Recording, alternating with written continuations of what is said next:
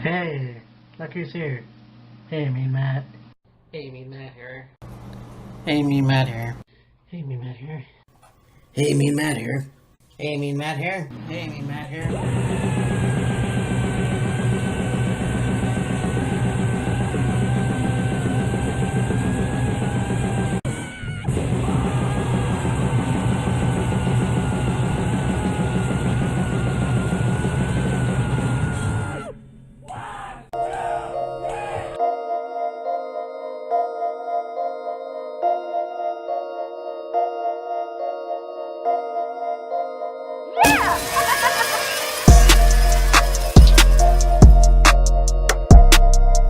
Wow, this is awesome. I mean, I think the WWE got a letter saying how shitty last year's WrestleMania was, so this is kind of like an apology. Like, I find that this happens a lot where it's kind of a pattern. This year's WrestleMania is going to suck, so this year's WrestleMania is going to be great. And then the next WrestleMania might suck, who knows? But I was generally surprised at how good this year was. I don't care what anybody says. I mean, yeah, I think maybe that the stage could have been a lot, well, the ramp could have been a lot wider. The stage was great as it is.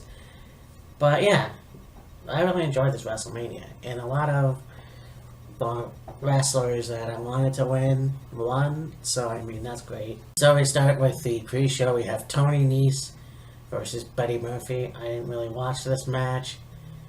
I'm actually in the middle of watching the Hall of Fame, so I have to watch the whole pre-show, but I saw some of it on the highlights. So we have that match. And yeah, Tony Nese is your new Cruiserweight champion, so that's great. Like I said, I didn't know if that was wise. I think Kyle was like that too, but yeah, it's pretty cool actually. Then we have the Women's Battle Royal, which was kind of funny because we have DX who did their speech at the Hall of Fame, and they were talking about next year. Well, they didn't say next year actually. It was having the women's trophy called the China Memorial Battle Royal, and I thought, why the fuck did they not think about this sooner? But anyways, Carmella won the match. And yeah, so we'll see how that goes, because I'm not quite sure. These things are, just as, they're just, I don't know what to say about these battle royals. We'll see how it goes. So then we had the Tag Team Championship for Raw. We had the Major Brothers versus the Revival, and again, didn't really see this match, so I can't really tell you what it was like, but I will watch it eventually. Again, the Major Brothers pulled out a win. They are the new Raw Tag Team Champions. That's pretty fucking cool, man. Again, we didn't know what was going to happen, but because usually when teams get back together, you never know. And yeah, this is pretty cool because Zack Ryder is definitely not had much luck at WrestleMania. Kurt Hawkins kind of never had much luck at winning anything either. So yeah, this is actually pretty cool. So and then we had the Men's Battle Royal, the Andre the Giant Memorial. And yeah, this was cool.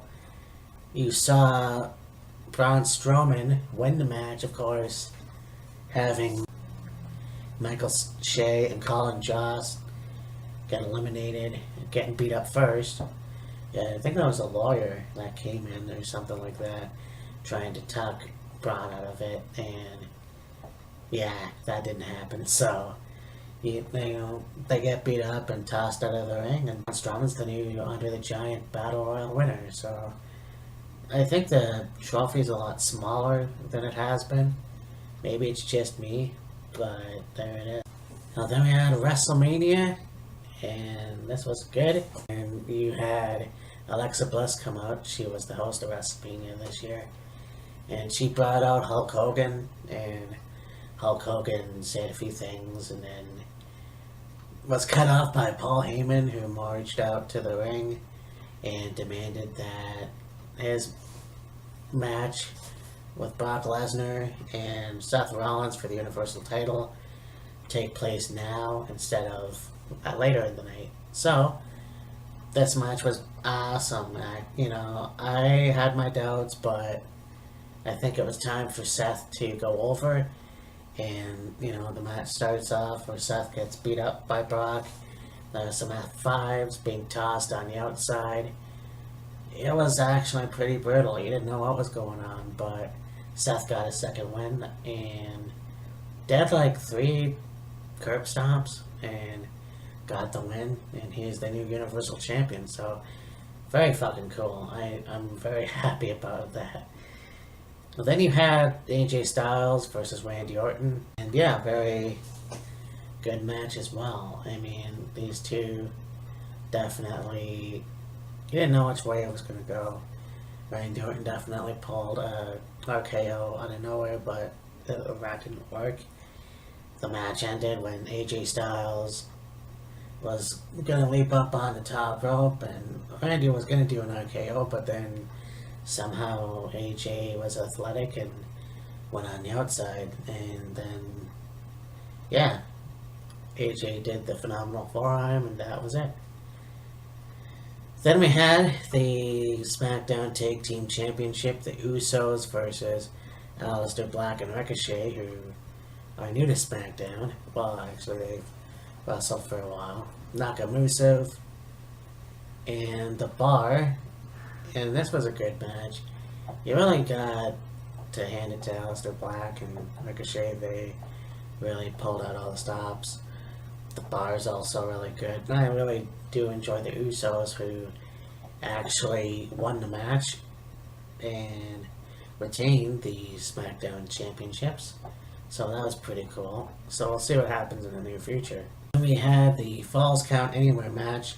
Shane McMahon versus The Miz, and you have the Oompa Loompa or George Mizanin in the crowd, and yep, very good. Shane trying to taunt The Miz by going on the outside, and it's Pickle Boy putting his hands on George, and that's how it starts. It starts on the outside, and you have Shane McMahon doing most of the work. He puts The Miz on the table after beating him up for a while, and he decides to go up on the top rope.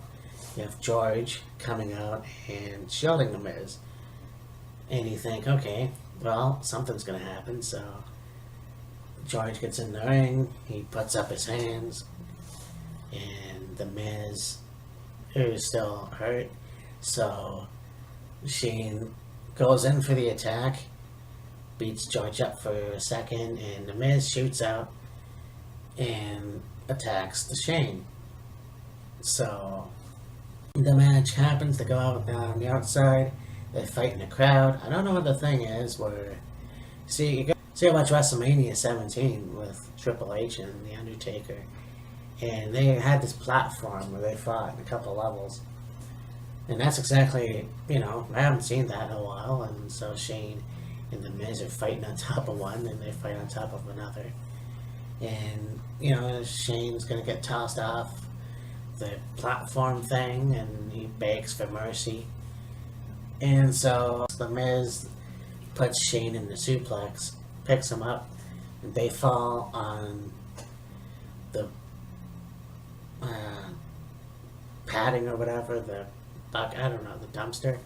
I don't know what it's called. And Shane happens to fall on top of The Miz and gets the win. So that was weird. Yeah. Well, I mean, that's kind of what you expect, I guess. So we have the Women's Tag Team Championships. We have the Iconics versus the Champions. The Hug and Boss Connection versus the Samoan Slaughterhouse. which they're not being called, and Beth Phoenix and Natalia. And this was actually a really good match, you know. Beth Phoenix and Nia got into a fight, and, you know, basically the Slaughterhouse did more damage. And, yeah, you saw the Iconics as well have their own battle with them. And I don't remember too much of this match, honestly. That's just okay, I guess. But so the Iconics won the match, and they're the new women's tag team champions, and that's pretty fucking awesome, you know. We both didn't know, Kyle and I, the Iconics should win the titles right away, but it was actually, you know, it is what it is. So we'll see how far that goes. And we also get the women's tag team titles on SmackDown now. So that's going to be pretty cool. Now you go on to the WWE Championship match, and holy shit. You know,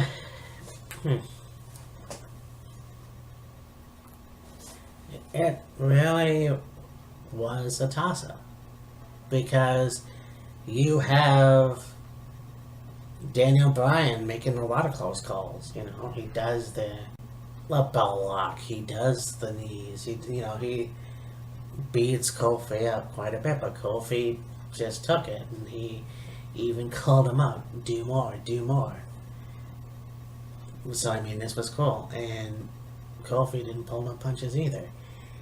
And so it's like he did the Trouble in Paradise a few times, and, you know, Kofi went in for the knees, and he was starting to do the lapel lock, and Kofi rolls him over, and I'm in shock. Like, I still can't believe it. Kofi is the new WWE champion. Kofi Kingston is the new World Wrestling Entertainment champion. So they celebrate. You have Big E leave the ring, go over to the championship, take off that, what did I call it again? Environmentally wooden fucking bland fucking piece of shit toilet fucking stool softened piece of shit fucking title. Oh yeah. So he takes that belt off, and he reveals the beautiful championship belt, and it's, you know, we're back in business. You know, Kofi definitely is the guy that needed the belt. He deserved it, and everybody backed him up. All the superstars in the backstage area backed him up. That was awesome. So imagine what would happen if Kofi lost. So, I mean, they made the right call, I believe. So then we had the United States Championship match, and I guess Rey Mysterio tore his hip or something, his knee, I don't know what it was. He tore something in that area, so it was obviously a squash match. Samoa Joe retains the US title, so there it is. Then you have Drew McIntyre versus Roman Reigns, and you had McIntyre taunt Roman and, you know, basically trying to beat him up, and it was pretty intense. And then, of course, Drew slaps him, which wakes the giant up, and Roman, so yeah, this was pretty cool. I mean, there was a point where Roman was going to do the kick from the outside, and Drew missed, and Roman hit his back on the rough edge of the ring. And but yeah, so after the slap, Roman Reigns definitely got his mojo, whatever you want to call it, starts beating up on Drew, and yeah, a spear definitely had that one. And yeah, I mean, I thought maybe Roman Reigns should have won because of everything that Drew was talking about. So this was an awesome match. This was a really good match. Then we go on to the No Holds Barred, and if Triple H lost, then Triple H couldn't wrestle anymore, and you know how this match would go. I mean, they pulled out all the stops too. They didn't necessarily go outside the ring, but it was pretty cool, actually. So, Triple H takes it to a box outside the ring. It was under the ring. He picks up this, I can't remember what you call it, a needle or something or other. It's a wrench, so it gets into the ring, and Batista's on the mat, and so Triple H goes and actually pulls out Dave's nose ring. And if I was squeamish about Sanjay Dutt's eye being cut open, And so the steel steps were also used in the match in very good, effective ways. You had Triple H do a power bomb to Batista, and which surprisingly Batista kicked out of. And you had a lot of good spots in the match with that. So Batista does power bomb to Triple H. Well, Triple H had the sledgehammer for the first time, and then Ric Flair came out and grabbed the sledgehammer for Triple H. Triple H did this flying thing. I've never seen Triple H fly off the turnbuckle or anything like that. He just gets up, jumps, leaps up onto the steel steps, and hits Batista with the sledgehammer, and wins the match. And yeah, obviously there it is. So I'm very happy to see that. And yeah, it was pretty cool. Then you had Elias do his music, acoustic guitar thing, and it was awesome. I mean, it was creative. I don't think it was that awesome, but it was definitely creative. And so he is with his acoustic guitar.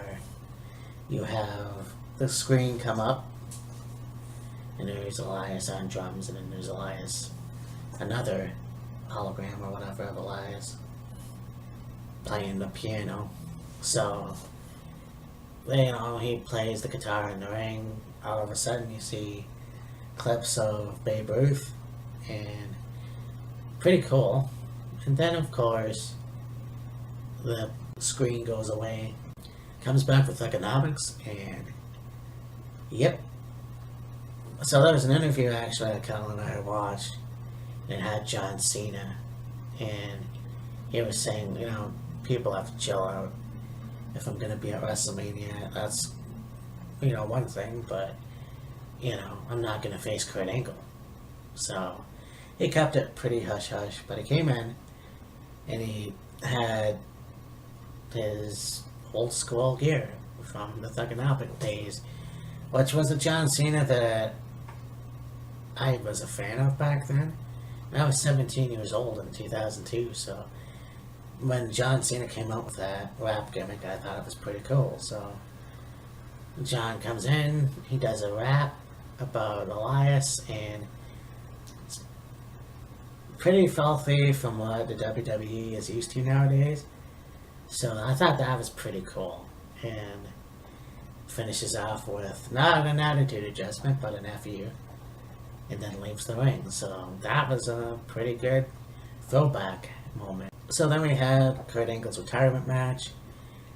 If I had to have a negative point about this year's WrestleMania, this is probably it. It wasn't obviously a terrible match, I don't think, but we could have did without it. I mean, I'll give you this though. Baron Corbin beat Kurt Angle, which is weird, You would think that Kurt would win his retirement match, but I thought about it, and you have Shawn Michaels beat Ric Flair at his retirement match. Anyway, so yeah, Baron Corbin won.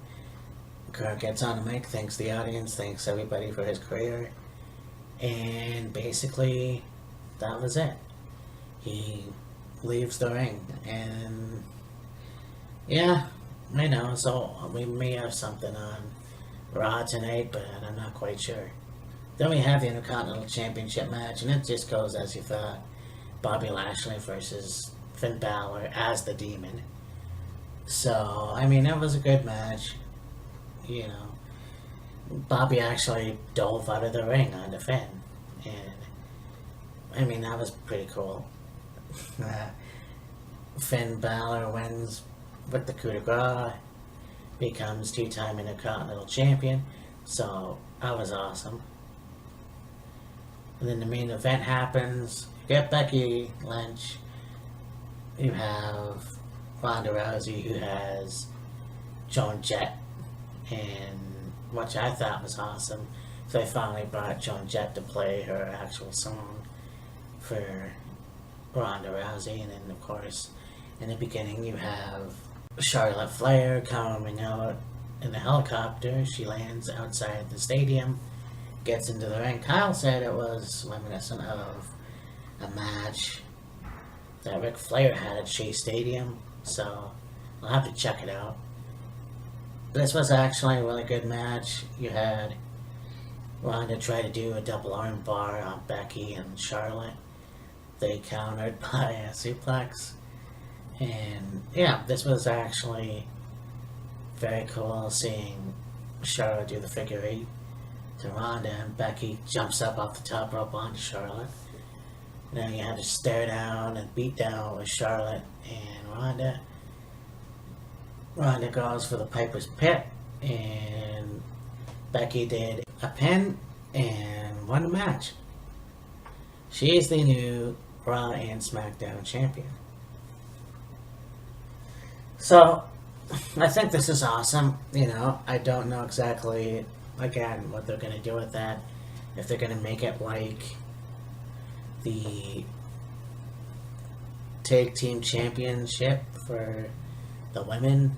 You know, I have someone on Raw hold custody of it if they win, and then they'll have someone from SmackDown win it the next time, and you know, so on and so forth. I don't really know, but this was a fucking good show. You know, again, made up for last year. So I mean, except for one match, but anyways, this was a good show. Glad editing happens because I'm an idiot. So anyways, talk to you next time. Okay, bye.